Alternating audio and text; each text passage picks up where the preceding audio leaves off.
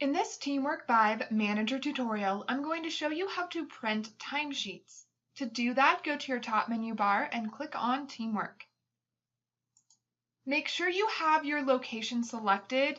You cannot access this at the enterprise level, then click on Time. Go to your new top menu bar and select Pay Period. Choose Printable Timesheets from the drop-down menu. Next, select the pay period whose timesheets you want to print. So I'll click this arrow, and I'm going to choose the first ones in January. I could have also used the forward or backward arrows to change the pay period. If you choose, you can skip empty sheets. I'll go ahead and do that. Then click Load. Now TeamWork 5 will load the timesheets for all of your employees at this location during this pay period. If I scroll down, you can see there are a whole bunch of different timesheets.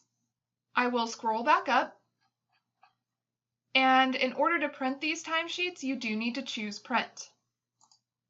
You should be taken to your internet browser's print screen. Notice that each employee's timesheet is printed on a separate sheet of paper.